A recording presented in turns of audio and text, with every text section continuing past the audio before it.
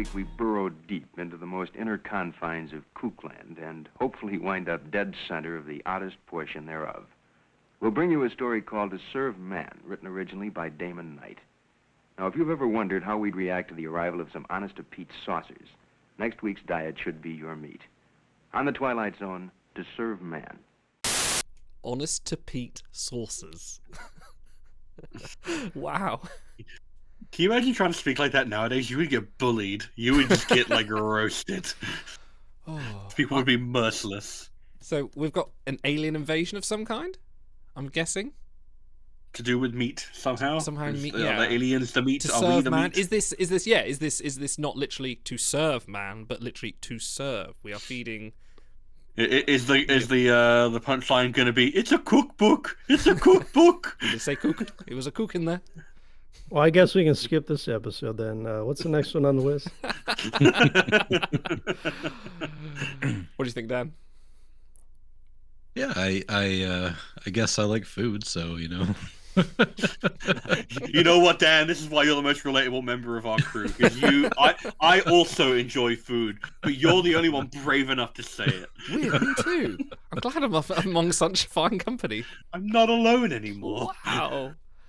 All right, let's throw some numbers out there, gentlemen. Let's do that. Because we have a shtick that we have to stick to. So. Hey. I don't know. I'm curious. How many Kooklands out of 10? How many diet of flying saucers? No. So we've had a fair spread. The first one we watched with the isolation, that one was pretty incredible, and then the other one I thought was not as good. So, based on the limited sample size, I'm going to give this a 7.5 as a preliminary rating. Yeah, I'll go for a 7. I'll go for a 7. I think there's a concept here that's interesting. Yeah, I am familiar with this episode, but I have no recollection whatsoever of the execution of it. So I'm going to start with a safe 7. Safe 7. Otto, you got pre-rate as well. You said you were going to jump in this time. Do I? Yeah, you said last time I've got to start pre-rating these. All right. I get a little preamble, though, because it's been 2 weeks since we recorded the last one, Hitchhiker. Yeah, we liked The Lonely. That was good. Hitchhiker was kind of a lukewarm one, and I feel like I let you guys down. I haven't been able to eat. I haven't been able to sleep. I haven't been able to enjoy the cool, easy taste of Oasis brand cigarettes. Oasis, the smoothest taste of all. So I'm going to make up with it to this one, which I have seen so many times actually recently. So I'm going to pre-rate it, which is going to be my final rating, 10 out of 10. Ooh, gosh. Wow. I adore this episode. It's not my favorite episode, but I think you guys are going to be uplifted. So let's hit play. Okay, let's watch the episode. Speaking of Oasis brand cigarettes, I don't think Rod Serling's cigarette was lit in the intro. He was just holding it because that's what he does. He's a poser. He doesn't smoke. It's got the right amount of ash to make it look believable on the end of that. Yeah. Yes, that's exactly right. If he taps it, nothing happens. Okay, let's go watch the episode.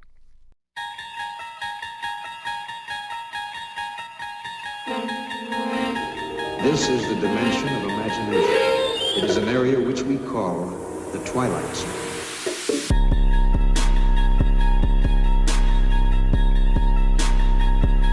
Welcome everyone to the Holodeck, our journey through the most non-Trek stuff that we can find. In this session, we are exploring more of the Twilight Zone, what one Mr. Automaton 2000 has selected for us, and we have just finished watching Season 3's episode 24, To Serve Man, which follows the exploits of a one Mr. Chambers as he is on an unknown vessel and recounts his tale of how aliens who look suspiciously like discount Thelosians come and offer humanity everything only for them to be a surprising twist at the end, which made me chuckle a little bit.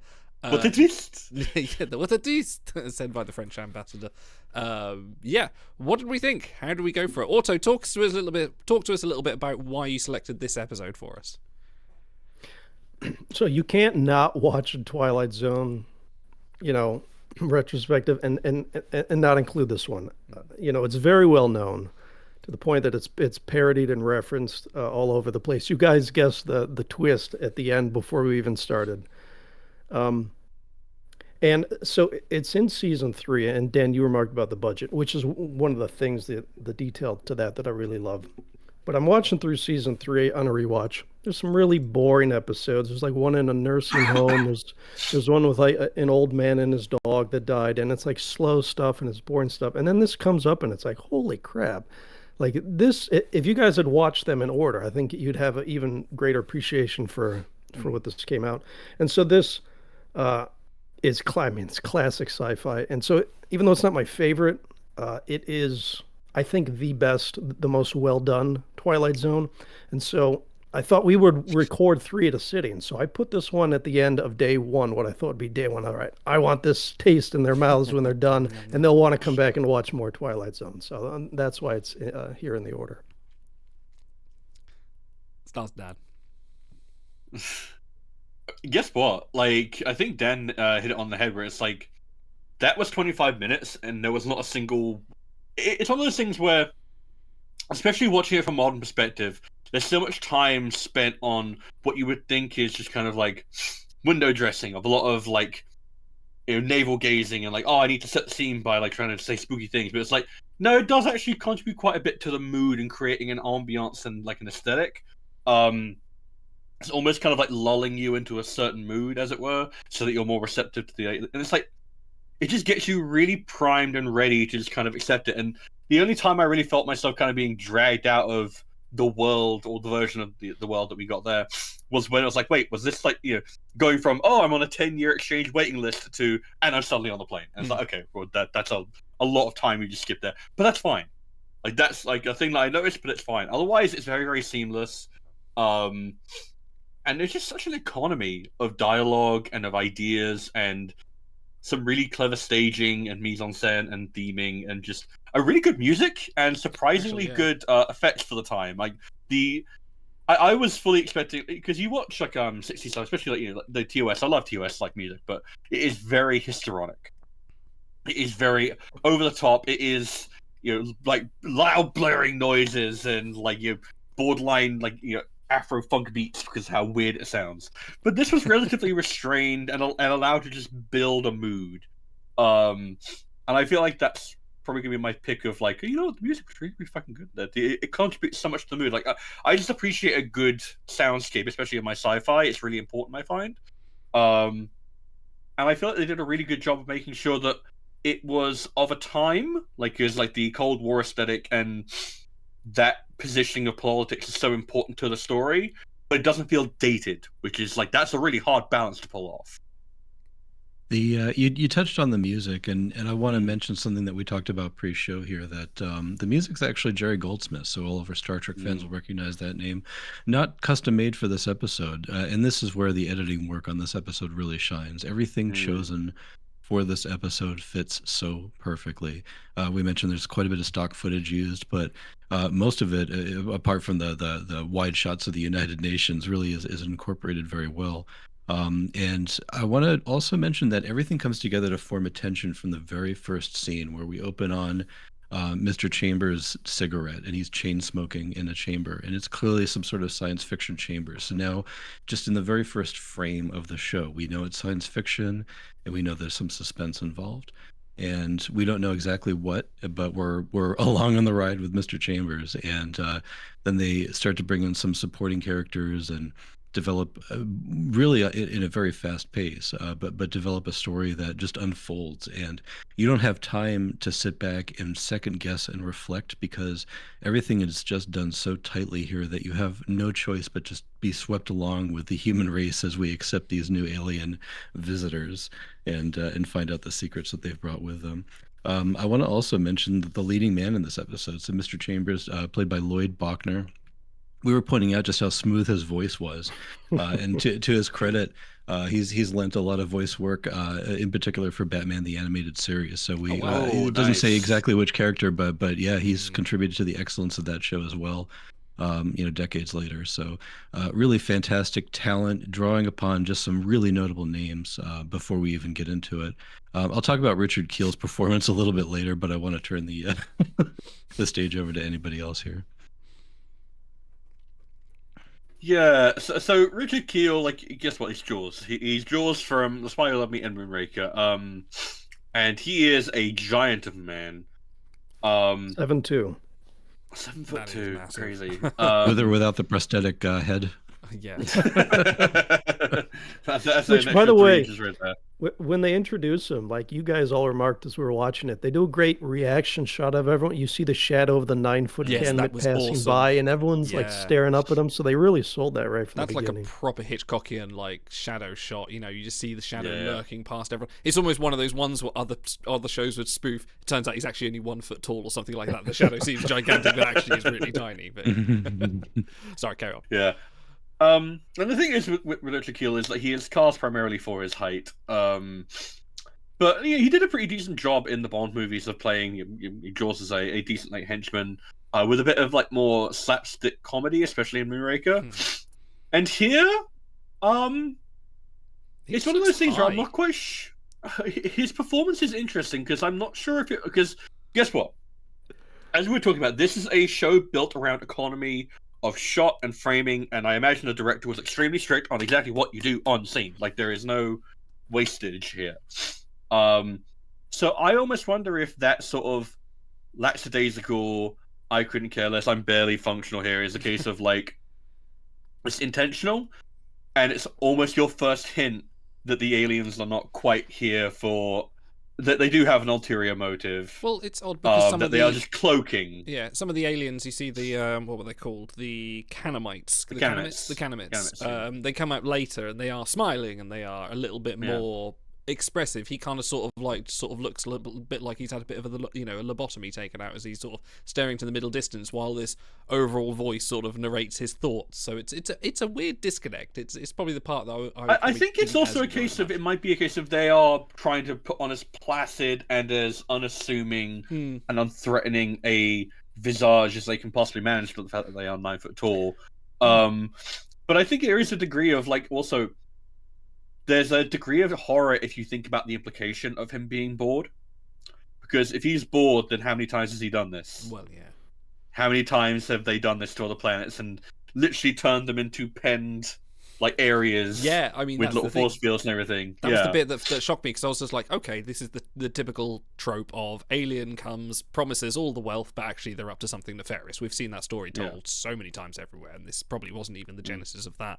It's an interesting choice to have him play so straight. First of all, Richard Kiel is a very handsome man. If you ever seen him without makeup, without prosthetics, and he's quite charismatic too. He just his speech, I think probably as a result of his condition, sounds a little bit different than what we're used to listening to, which led to the choice of him being voiceover dubbed. But I think if he had come and portrayed himself, spoken in his natural voice, and lent a little bit of his own charisma, we may have trusted him less. You think about the person coming to seal the deal on the big meat contract, right? And they're going to send their most charismatic salesperson to come and negotiate that contract. And here we have somebody who's a blank slate. I mean, clearly the choice was to present him in an alien way that we have difficulty. There's a barrier that we have to overcome to trust this person, and we think, okay, well, I mean, with somebody that is trying to sell this so little as this guy is, we have no choice but to believe, with a name like Smuckers, it's got to be good, right? So,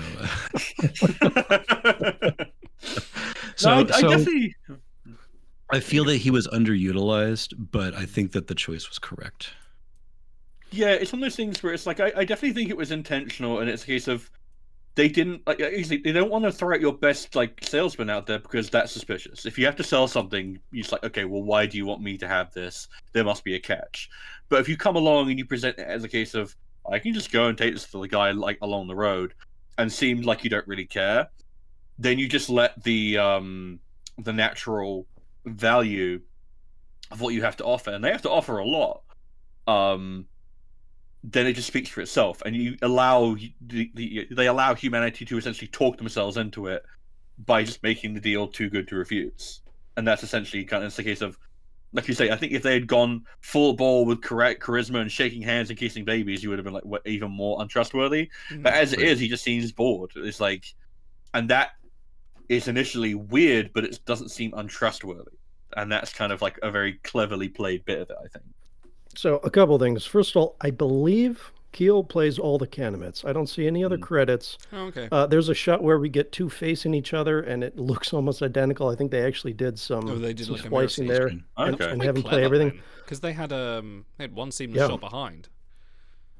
But it actually, I think they're going for its primary mental evolution. And that was like an idea we see a little bit in Star Trek. It's like they focus all their evolution on their brains. And so I don't think it's him being bored. I think it's just like he's just a brain and he's inside a walking unit.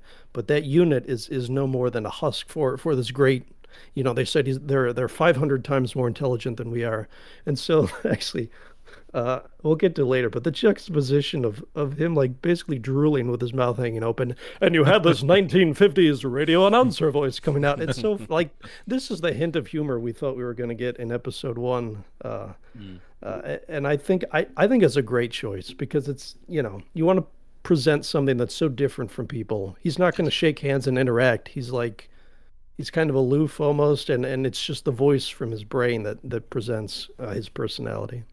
I think it is a case of, like, obviously the mental evolution plays into it, but I feel like, because we made the obvious allusion to the Telosians, but the Telosians are played very differently because they have that degree of voyeurism and they enjoy reading other people's thoughts and experiencing their experiences. But here, like, especially like looking at it in retrospect, they do obviously have a degree of pleasure of the mind and of the body, because like the entire like plan is, okay, we want to fatten these people up and make them delicious. That's literally the entire implication of the final scene, right? So there is a degree of physical enjoyment going on here. Otherwise, it's not just a case of purely, I need to feed the husk, and you know, it's like there's a degree of mental pleasure, but also physical pleasure. So I don't think the body is completely disincentivized and completely ignored, as it were. But I think it probably is, you know, it's secondary in terms of the his priorities, as it were. This reminded me, actually, and I just literally had to look it up. There is actually, you know, The Simpsons references everything, and of course this was in that. And I've now just connected the dots with the Kang Koloth, how to cook for 40 humans, and that is just like, oh yeah, of course they did. Yeah, of course they did. Yeah, totally. It's a reference you just wouldn't know, but yeah, it's there. So let's move on to the second act then, where now the community, the culture has adopted these aliens as benefactors, and now they've made the decision. They're on board not only with their partnership, but also now we are having an exodus where people want to go and visit this aliens planet. So, you know, there was a little bit of a dissonance because we get a little montage, right, where everything, they're dismantling all the tanks and there's no more war, and they've put up these barriers that stop bombs or whatever they explained away. And now we cut to a line, not unlike, you know, boarding your airplanes, where people are loading up into alien ships and flying off, and dropping a little bit of exposition as to, you know, what the greener grass is, right? You know, you can play baseball there, and, you know, not to mention we've got baseball here, but you can eat there and you can shop there, but not to mention, you know, the food and shopping is safer than it's ever been because of what the cabinets has brought. And I had a little bit of a second guess at that until I realized that they had been dropping hints all along that reference the gluttony of man. And we see at the end of the episode the aliens as the villains because now they're consuming us. But we opened up, and this is a really key shot, and it was an interesting one. So this episode also stars let me get his name here, the guy from Cat's Paw. So he was Theodore Citizen Marcus. Gregory in this. Theodore Marcuse. Marcuse, right, there he is. Yep. So he is you know, was chomping in a near shot. He's chomping on his pencil at the anticipation of all the windfall that he's about to get. And you know, of course, they picked the Russians for this, but also there's a shot of him, and this is the best shot in my mind that I remember now from the episode, of just surrounded by fast food wrappers and him just chomping while the alien is making his first presentation here, wherever they're at, in the Secretary General's office, just his mouth full of food, and just keeps eating while the alien's here and giving a sales pitch. And you realize, you know, what a reflection this really is, and how enough is never enough, and the excess is what motivates these people to leave. And you know, even though we've gotten everything we've ever wished for, the code breakers reflect on the fact that all of our wishes are coming true, but we're still looking for more and still willing to get on that spaceship. And what an interesting thought I thought that was. If you want another piece of comparative fiction as well, Arthur C. Clarke wrote Childhood's End in 1953, which is a book I've read. It's very similar kind of plot, and like essentially, aliens come to Earth and they offer everything, and there's a big debate about who they actually are, and it kind of expands on this topic a bit more than the 25 minutes, but there's a little bit of more comparative fiction that's done in that area. So I think you picked up on it because in the original Damon Knight's original story, the Canamitts are not 9 feet tall smoothheads. They are short, hairy pig-like people. Wow. And so I'll talk more on the writer later, but he said in an interview, he was fine with them making that change to the aliens, because he didn't think the pigs would play quite as well on TV. But if that's the story they're going for, having the pigs being the one feeding, filling the trough would be an interesting. Wonderful. A little bit on the nose, but guess what? Like, I know writers who use subtext and they're all cowards. I love that quote. And I do, guess what? It's amazing. And you know what? It's also partly true. Like, as someone who does a degree of creative writing, at some point you have to just drop the analogies and the metaphors. You have to make it just explicit. But I do have to say, I always find it so interesting when you think about what every generation's conception of what the alien is going to look like, because it's such an encoded visual in our the gray, which is gray skinned, giant eyes, giant head, gangly little limbs. Maybe and it's because of the whole conception. Found in a Mexican field. Sorry, Karen.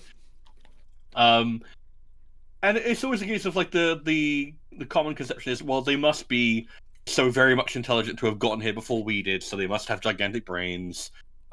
They must have progressed to such a point that they don't need the same kind of limbs that we do, and for our primitive ape-like bodies. So they always have weird, gangly, sometimes slimy skin, etc.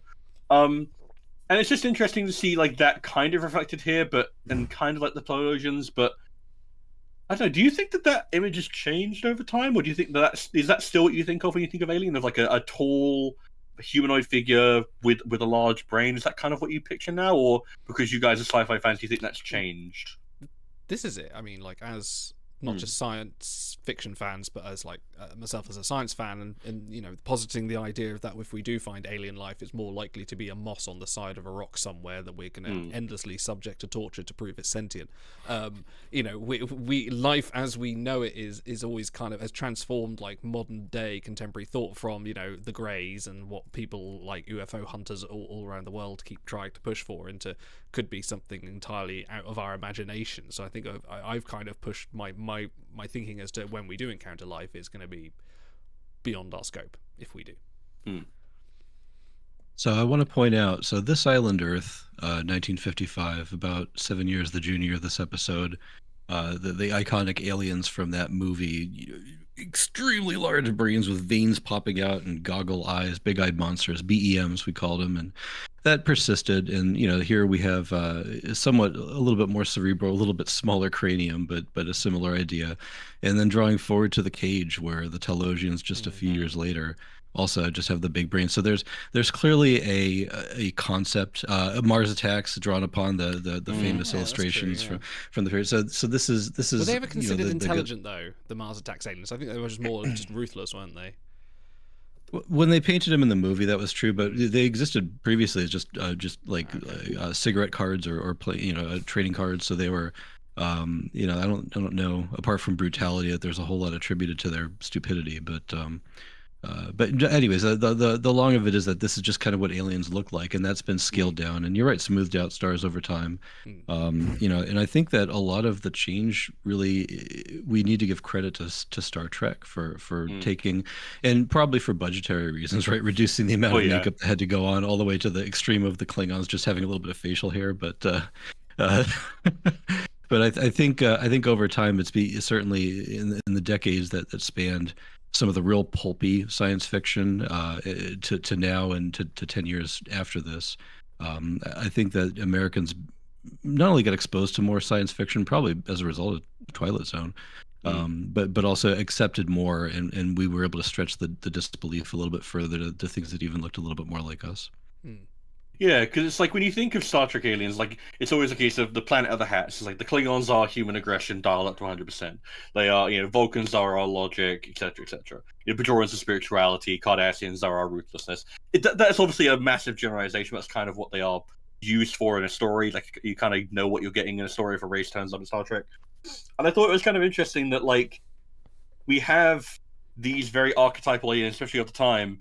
And then they're played as very alien and as unknown, and then they still play the same kind of trick that Trek does, which is like, okay, now we're making it about gluttony, which is not something I usually associate with the Greys. The Greys are always usually in science fiction I can think of like a lot more experimental and the more interesting, just like kind of prodding us. Yeah, exactly. That's what you think of, right? Yeah, because they're curious and they're ruthless.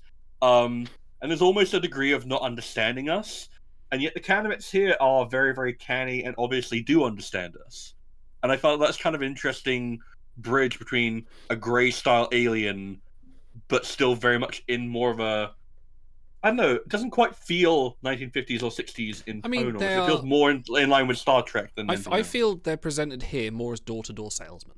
Like, they're literally turning up the planet. Here is our goods, here is our wares, this is what it's going to cost you. And it's always a con at the end of the day. And that kind of feels like that's a take on what is emerging from America at that time with, door-to-door salesmen and essentially consumerism. Consumerism and capitalism sort of growing in that age. It feels like a very much an analog for that. Go on. I want to springboard off that, not about their appearance, but about something else. I'm going to read a little bit from the script here, which I think is fantastically written. And apologies, I don't have Lloyd Bachner's voice, so you're going to have to suffer through this. You have to smoke more cigarettes. Come on, Otto. Yeah, more Brad. The world went on much as it had been going on, with a tentative tiptoeing along a precipice of crisis. There was Berlin to worry about, and Indochina and Algeria, and all the other myriad problems, major and minor, that somehow lost their incisive edge of horror because we were so familiar with them. And then that's when it happened. When we first heard that they'd come, that's when we should have prepared ourselves for any eventuality, but we didn't. Instead, we milled around like frightened farm animals looking for formulas and father images, while the Secretary General of the UN made the first official announcement of the arrival of creatures from outer space. Within the last year, the U.S. government has come out and said, we have had contact with aliens, and no one cares because some people can't even put food on their plates. We're milling around like frightened farm animals, and world wars and economic collapses have lost their incisive edge of horror. And so I think that concept is so timeless. And it's one of the reasons I love this episode is that text could be written for what's happened in the last year, word for word, and it would fit completely. So, because Chambers has another good little monologue about that when he's like, switching off all the machines in the decoding office, where he's like, man, you can get used to anything if you give him enough time, nuclear war, and suddenly you give it a year, suddenly you're used to it. And it is one of those more interesting remarks upon the human condition that doesn't come up as often, which is just, there's humanity's capacity for cruelty, and there's humanity's capacity for greatness and for compassion and for helping each other out and for ingenuity. And then there's just our capacity to just get used to things, which you wouldn't otherwise think you'd get used to. There's a moment of culture shock. Yeah, there's a moment of like, I don't know what I think about that. And then you start talking yourself into it, getting used to it, and then you start thinking, this change isn't as frightening as I thought. You know what? I can't think about that. Entire leagues and everything. And it's like it's one of those things that you can view as either very, very very positively, as a case of we're adaptive, we can get used to things, or you can see it as an indictment of our ability to turn away from the awful and just get used to it because there's nothing I can do.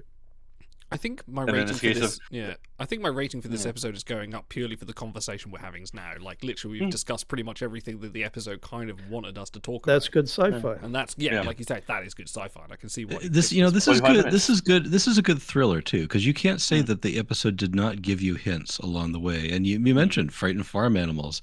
Wow, I mean, how much more clear could you be right up front in the very opening monologue of the episode? So. Well, I love the little hint of the force fields as well, like literally penning people in, like that's such a little touch. It's very, very good. Yeah. Let me jump to the end here. because I adore this ending, and I'm glad no one has yet said, "Oh, the twist was obvious," because I disagree with that for a number of reasons. Number one, I think that's a completely fatuous statement, because it's no, the twist is not obvious. It's obvious to us now because it's 60 years later. It's so unfair to the episode. Yeah, it's obvious, but well, let me get into it. Number one, it's been parodied and referenced everywhere. Yeah. Take a look. They're a very advanced race. Come, Earthlings, eat. Grow large with food. Very good, Earth Boy.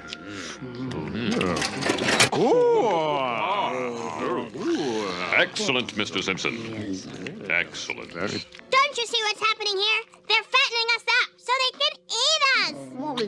Oh, come on, Lisa. You don't believe me? Then just look at this book that I found.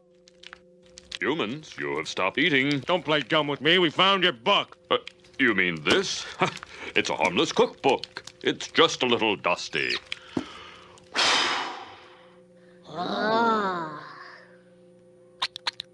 Wait a minute. Aha! Now, if we just stay calm, no one's going to be harmed by the huge bomb that's going to explode any minute.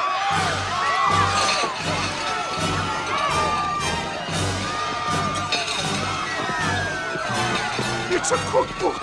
It's a cookbook!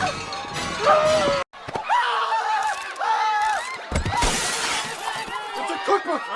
It's a cookbook! Hey, Bender, how's dinner coming? Almost ready!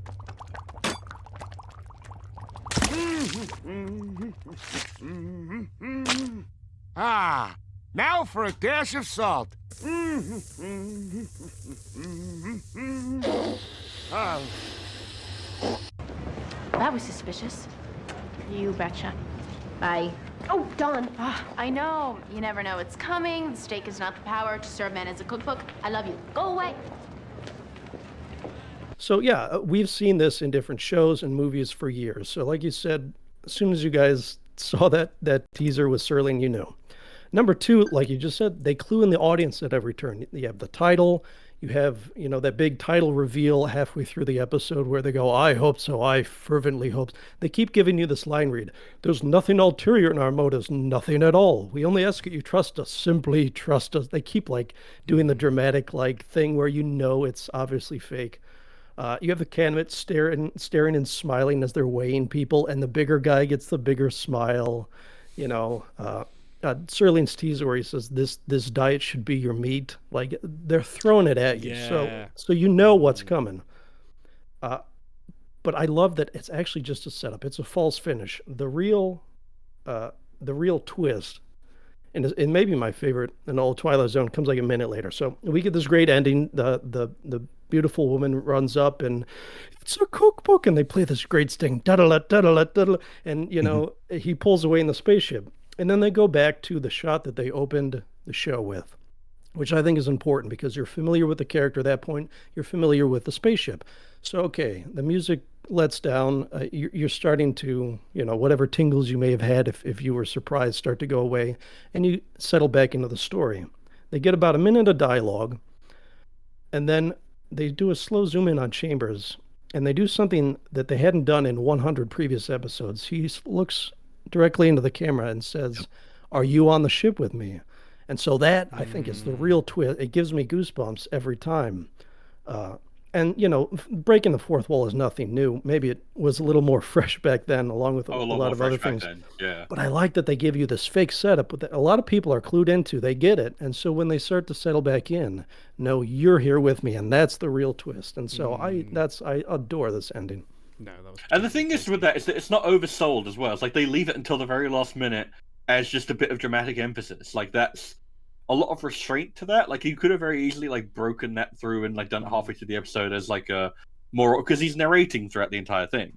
Yeah. But there's a lot of restraint involved in leaving it to the very last minute just for a bit of dramatic. It's just a flourish. It's a flex, which is amazing. And in fact, the only hint they really give you, and I do love this shot. Again, great direction. Right at the beginning, he opens the sink, turns on the water, and the mirror flips. And in that moment, you can see his reflection. He's looking back at the camera. So that is the only, and it's like half a second. It's a subconscious thing where, is he looking at me? And then you forget about it until the end. So it's like you're on the ship with him the whole time, and you're his cellmate, and he's retelling the story in a narrative style. Yeah. So good. Okay, quick pop quiz for Dan and Stars, because Otto, you wrote the document and I've read it. Which two films were stock footage taken from? And I'll give you a clue. One was in 1956 and one was in 1951, and they are sci-fi classics. So some stock footage was taken from these two films. I can guess one. The Day the Earth Stood Still? Correct. Yeah, I knew that one. And there's another one. I could feel it. I could feel it in my soul. When the spaceship arrives in New York, yeah. Yeah. And last one, or in New Jersey, which is they chose New Jersey. Well, that's what New Jersey is a clear reference to Grover's Corner and War of the Worlds. So that's what my guess would be: is the War of the Worlds radio play. Is that where the rest of the music's from, or? No, it was in fact just more stock footage from Forbidden Planet, 1956. Oh, okay, sure. Yeah, so yeah, there was that. So yeah, I mean, I don't blame them for using stock footage. This is a budget for they've got loads of the UN stuff in there, so that's it's absolutely fine. Actually, that was greatly used. One of the other things I'm gonna wax, so try to stop me. One of the other things I love about this episode is so many extras, so many shots of people, big crowds. And that's even a problem that Star Trek has. When you have like 8 main cast, sometimes you do everything with just those 8, and a lot of times you do something with just those 8. They had a lot of extras. They could have had one security guard at the beginning at the UN. They had like 3 or 4 bustling people back and forth. When Chambers is in his office talking to the general, they had a guy working behind him. Didn't say anything, didn't even show his voice. It's just to add a little bit to the world. And then, the stock footage of the UN, they added echo to his voice to make you think you're in this big hall. They had someone like coughing, one of the delegates coughing. So they do a great job of trying to make the world feel as big as they can in this. No, definitely. It's using shots like that can have a sort of a great dramatic effect, and no one's going to tell any difference. But even with the spaceship shots, they reused it from The Day the Earth Stood Still. That's not the point. We're not here to see this giant special effect. That's just there to go, oh, there's the plane taking off. Right, they've just gone off. Okay, fantastic. That's not the inference for the episode. The inference for the episode is how are they going to cook and eat this, and which seasoning are they going to use. I think it is high time for us to move on to a little bit of bread. Yes, thank you, Mr. Cisco. We are going to go on to our bread section. Bread is, or as Otto has set up, what is bread, Otto? Okay, I can't do this every week. You guys should be following along with this excellent Twilight Zone series. The bread is the essence of the episode. The one thing that will stick in your mind, whether it's a character or a line or whatever, when you think about this episode, and you will a year from now, what will pop up into your head? Dan, let's start with you. Yeah, it's very clear for me. And this is another great choice. And this is right before the reveal, where everybody's in line being weighed. And the scale they're using is not the traditional doctor's cantilever scale. It's a deli scale. There's a little barcode about it. Little sort of like strips going to come like 4 pieces of human flesh. That one, £3.50. Fantastic. Pass it on. Yeah. Take that to the checkout, please. Breast meat. For me, there's 2, I'd say. Guess what? I just appreciate the dialogue and just like how it's so odd the time, but it is so effortlessly charming. Like, guess what? Kentucky Windage is hilarious. I'm sorry, that is timeless. No one will ever get unhappy if how many Kentucky Windages? How many licks does it take to get to the bottom of a book of Canamite deciphering? Canamite Copo. Yeah. And you know what? The other thing, the bread of this episode is going to be the Canamite just very casually just leaving the book on the center table of the UN because he doesn't care. He knows. He's probably done this 100 times before. He'll do it 100 times again. He's not afraid of it. He knows he's so much smarter than all of them. He knows that they will play themselves into his hands effortlessly, and there is just something very, very ominous about and there you go. I'm just literally just going to leave the cookbook for you. I'm just going to leave this in the middle of your United Nations table. Yeah. Yeah. Dude, when Exxon Valdez spills 1 billion barrels of oil, you know what they do? They get on camera and they go, "We're sorry." and that's it. They don't give a crap if that upsets you or if you figure it out. Or what are you gonna do? You're gonna stop them? No, you're not. So that is the can of it. Idle, what is your bread? My bread is definitely that shadow shot of the reveal of the aliens. Although I find that the alien design is okay. Like, I'm not, again, that's not the point, but I like the way that they kind of went through, like, we haven't seen them. And I was thinking, are they going to do a kind of, we're never going to show the aliens, but the menace is there all along thing? But they do eventually show them. But just that tracking shadow shot as it comes through was very memorable. And it's almost a little bit kind of like, it sort of stands out from the rest of the episode in that kind of shot, because that's kind of the one where they went, here's our artistic flair, and then they kind of go back to a little bit more standard shooting, but it stands out for those reasons for myself. How about you, Walter?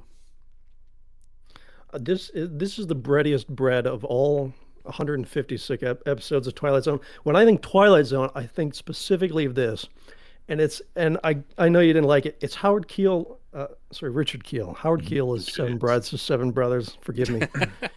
Look, if that Canimate had said "Bless your beautiful hide," that would have just been another hint as to what they are actually here for. Yeah. Pretty much did at the end. So bless you, beautiful hide. Here's some food. So it's Keel standing there with his mouth hanging open, may as well be drooling, and the juxtaposition of the 1950s radio announcer voice. It's so funny to me, and it, like we talked about, because of his speech impediment or the way he speaks. Like, they could just be doing it because they want, like, that classic 50s voice. I don't know how much of that they were doing for humor, but it's the funniest part of the episode for me, and I just love it. So that's my bread. Before we keep going with the scripted segments, because you're probably checking the clock, I had a bunch of other stuff I wanted to run down. So I want to give a lot of credit to Damon Knight, the writer. Like I said, the original story was quite a bit different. You can find it. You can find a dramatic reading of it on YouTube if you want. It's like 20 minutes, so it's a quick listen. The script is fairly different. There's no Patty, there's no woman. The number 2 opposite of Chambers is Grigory, the Russian diplomat. The tone is a lot more distrust and suspicion instead of, they've done all right by us, with a twist. Like I said, they're pig people, they're short, they wear bright green shorts. It's also a flashback narrative style, but it's missing a lot of the details, so...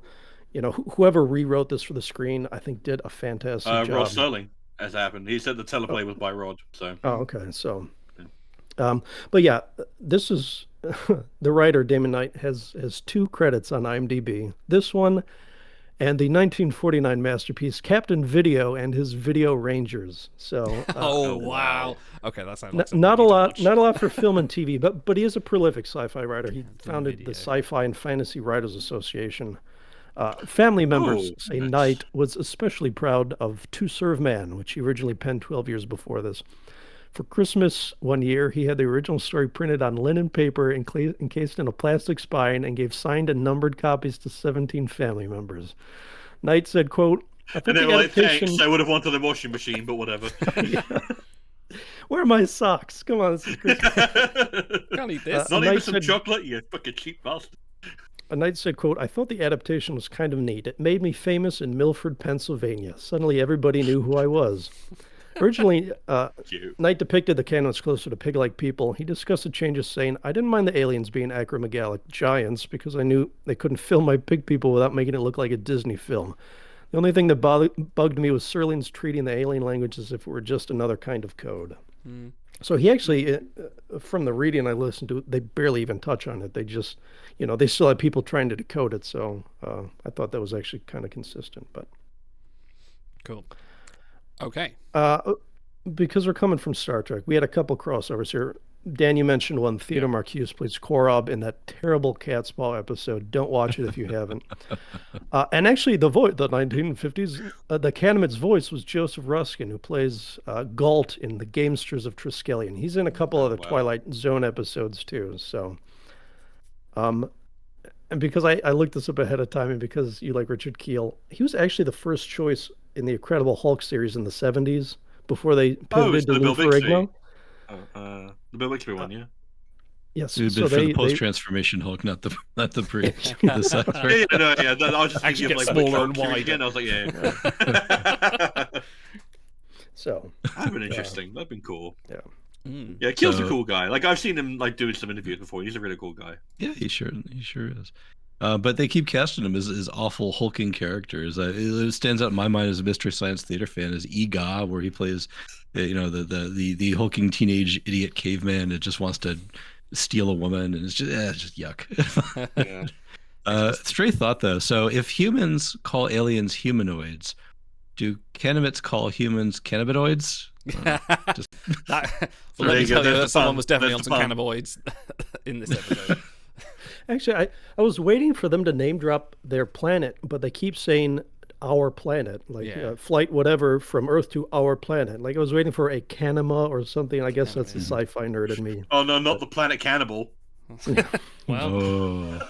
yeah. I mean, would you? Also, tell we a- never actually see them eat, so I wonder if. Here's an awful thought. I wonder if they actually only need to eat like once every few years, and then like a snake, they just swallow a human whole, like just. Oh. Anyways. No, you just get liquefied and turned into like a paste. Never tell. a Send pig in your where the fan art bacon's to flying. trektime@gmail.com. Anyway, let's go to. Well, if that's the best they could do, this should last about 5 minutes. 5 minutes. We will retrace our steps and figure out what's going on. You've got 5 minutes. Do it. Okay, so the last 5 minutes of this episode, how would you change it? What would you make different, or how would you play things if you were writing the teleplay instead of Mr. Serling? You don't have to smoke as many cigarettes as he does. Just give us a good quality answer. Who would like to volunteer? I volunteer idle. Yeah. Oh, me. Go ahead and Okay. tell us. So. Oh, I've got mine. Okay. Go ahead, Stars. Yeah. So, Idle, you're probably gonna twig what I've ripped this from, but I feel like it does a very similar kind of concept, and you'll like it. I would have Mr. Chambers and his assistant decipher what the language is, find out it's a cookbook. They blast it out to it goes through like a small little sequence where they have to blast out the message to the entire world, and the entire world doesn't really care. Because the Canabots basically say, look, you've rumbled us, there was an ulterior motive, but we will not continue to show you how to do all these wonderful things. We will not continue to furnish you with scientific innovations unless you keep on sending us people. So it's up to you.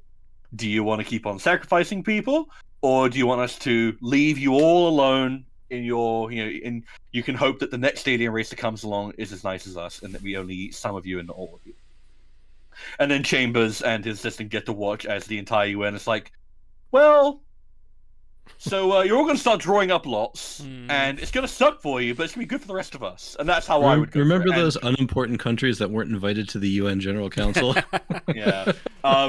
And if that seems familiar to you, Idle, that's because that's also partly a plot point in Torchwood Children of Earth. Oh gosh, yes it is, isn't it? Oh god, I haven't thought about which it is before. I thought you were harrowing. going That with is like Logan's intense. Run when you said like selecting people. I thought you were going to go like, oh, there's going to be a crystal in everyone's hand, and they're just going to have to, be selected for death or whatever. But okay. No, Torchwood Children of Earth, which is harrowing and incredible. That's actually sci-fi, but, brilliant. Don't watch the rest of Torchwood. Just watch that. That's really good. Yeah, it's brutal. I feel like I would maybe play it that Chambers play it mostly the same up to the bit where Chambers is actually not on a ship going to like he's not on a ship going towards their planet to be slaughtered, but actually he's made believe he's on a ship, but he's actually in a pen on Earth, and the whole planet has just been turned into individual Matrix-style pens to raise these humans as energy sources. So yeah, you're ripping that. I'm ripping the Matrix. I'm going to say like, yeah, they actually keep and terraform Earth into some sort of like farm for their food, and that's probably what I'd change rather than sort of it's more economic. Why would you ship everyone off to cannabinoid land or whatever? And do it locally preserved humans, farm fresh. Dan, they're organic. All right, Dan, you're up. I think the only change that I could even think of, and this may be just overkill, but at the very end, when Richard Keel comes in for the final shot, and he is telepathically telling Chambers, "You must eat. We wouldn't want you losing weight." If he had actually, instead of telepathically, if he had just revealed that he can talk, he's just saying it in his own speaking voice. It could even be Richard Keel's speaking voice, a little bit offbeat, a little bit strange, just to really hammer home the fact that, hey, you all got had, And we were just trying to make ourselves look all high end. So the funny thing is, they do that in Moonraker as well, because like he spends really? it's the Spy Who Loved Me in Moonraker. He never says a single word, and at the very end, when him and his like little girlfriend are leaving, go back to Earth, they clink champagne glass, and he's like, "Well, here's to us." And it's the only line of dialogue he has in the entire thing. It's very cute. So like I would have Mr. liked that. Hong. Yeah, exactly. You would have beaten James Bond to the punch by 17 years. I would have loved that. Aldo. So I'm reminded of something Shia Porn paraphrased, where he said, "You know how I know it's perfect? I'm afraid to touch anything." I adore this ending, right? You have the beautiful damsel exasperated. It's a cookbook, and the da-da-da-da and the sting and everything. You have him staring at you at the end, drilling holes for you. It's so good. So I'd leave almost all that intact, but I'm going to do a little twist, and it's something that they would never show on television. So he tells them, we need to fatten you up, eat, and he throws the food on the floor, and two candidates come in, and they said, maybe this food will be more to your liking, and they open it up, and you see either a human hand or a foot, and they go full the game with Wesley Crusher, where they hold him down and open his mouth and try to feed him bits of human, because that's what they eat, right? And that would be a little bit too over the top, but that would would give people Varies shivers. from person to person. Oh. Thank you, Thing. Okay, let's do our... I can show you my rating code. Schiller rating 3.5. Associational rating norm -3. That's much too low a rating. I was not accustomed to seeing an unsatisfactory rating on a member of my crew. That's right, we are on to the rating part of the episode where we give these individual numbers rated out of 10. I believe we are going to need our criteria for this week. And whose turn is it this time? I don't believe I do it in the series. No, you don't do it in guys. these ones. Idle gets one, Dan gets the other. You got anything, Dan? Well, I have one if you don't. I don't know. I haven't thought of one. So okay. So the criterion this week will be how many lingually motivated code breakers out of 10. Referencing the 4 or 5 times that they discuss licking things in the episode. Really licked it this time. I did think the one that would have that I probably would have picked would be Wheels of Binding Cheese, because they had so many weird sayings, like 50 sayings that were delightful. I love Kentucky Windage. Come on, they're great. Kentucky Windage. I'm gonna put windage more in my lexicon. I think that's definitely gonna go with. Let's start with Dan. It's a clear 10. I can't think of a better 25 minutes I spent in quite a long time than watching this episode. So, auto credit to you. Thank you for cultivating. I really have no notes. It's just a masterwork, and I can't believe that this debuted so long ago. There's so many things that mono directors could really learn from just sitting down and being forced to, having the holo program strapped to their eyes and being forced to watch this for 25 minutes. Stars. Yeah, I'm gonna jump right in there. Yeah, it's an easy 10. It's easy. Ooh. It's because it's you have to ask, okay, what is the point of this program? Is the point to make you think about the human condition? It's to spook you. It's to enthrall you. It's to portray a version of the Earth that is like our own, but not quite. It's to inflame the imagination, and it does all of these things in 25 minutes. There is not a thing I would change. There is literally, like you say, no notes. The only thing I can think of to change it is stealing from another piece of extremely good sci-fi. I can't think of anything original I would add to it. It is perfect. And I actually go so far as to say that, we called the twist. Yeah, so guess what? It's all in the execution, and the execution was flawless. If you think about this as a fighting game match, perfect. Guess what? They didn't land a touch. Just effortless. This is one of those episodes I legitimately wish that I could erase all of the... It's something to point out. Something gets parodied and referenced and brought up and is influenced because it's good. That does not happen to stuff that is bad. Stuff like The Room or whatever, that gets memed on and people make fun of it. But it's not going to become a part of the cultural landscape in the way that this has. This is brought up again because it is essentially perfect. It tells exactly the story it wants to do. And I honestly want to say, this is a 10 now. I can't even imagine how much I would have enjoyed this back in the day, watching this completely without any of the cultural history. That would have been such a fucking hit. So good. A 10 what? 10 lick-obsessed linguists and code breakers out of 10. Go on, Otto. I've got no surprises what you're going to vote this as. Yeah, I guess a 10. You know, I was almost going to be that guy because, like I said, there's another episode that I prefer. I was going to be that guy and be like 9.9, but no, you can't because it is actually... At one point, I sat down and watched it like 3 times in a row, and each time I found something different that made me appreciate it more. And yeah, I can't think in 25 minutes. What else am I going to do? You know, that I would enjoy more in front of a television. What else would I do more? That I would enjoy more. So it's a 10. Linguistically motivated code breakers out of 10. Man, you guys are putting me in an awkward position here. Because or no. I'm gonna go for an 8.5. I liked all of this. I liked the plot, the script. I liked where it ended, where it resolved. My issues are more with maybe production, more with the gormless look on the what's his name? Richard Keel's face. The Canamit's face. Yeah. There were certain interactions. The time skip that all of a sudden, Earth is just, you know, and I appreciate they've got 25 minutes to tell a story, and you know you do have to time skip over some stuff, but I felt like there was a version of that just felt very jarring.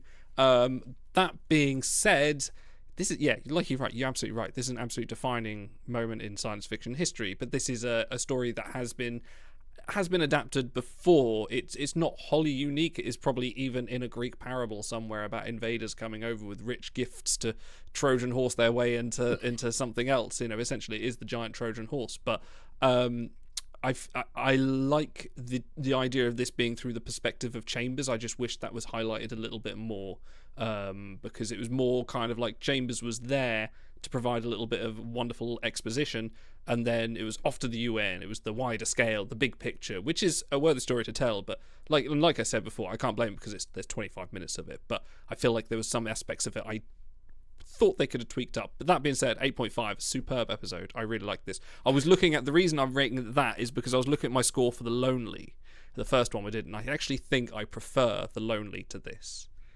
But that's just me. Sorry, I've broken. Yeah, no, I can see that. The episodes I like the best are the ones that take a good idea and distill it as much as possible. Like the more you strip away, the more you can focus on that little concept. And so, you know, if I want giant production sets and big budgets, I can watch other shows. But if I want like the most pure distillation of an idea that's intriguing, I think that's what Twilight Zone excels at. One more thing I wanted to just throw out there. Actually, I thought Bachner did a good job of being a little bit chameleon-like. Like him in a tie with glasses and the comb over and the smooth voice is one thing. And then when he's got the 5 o'clock shadow and the hair's messed up and the shirt's open, I almost didn't recognize him as those two different people. So I thought that was just... Yeah, there's almost an element of like in the first place, like, oh, we've got another prison situation going on. And it's like, no, this is a very intelligent and like, you know, good-natured man who has been driven to insanity, essentially. Euclidean geometry. Actually, do you know what? I'm going to give it an 8.7 purely for the awesome dialogue. There we go. We've rated it higher. On that note, we have rated this a 9.7 between us. This is our highest rated episode of The Twilight Zone so far.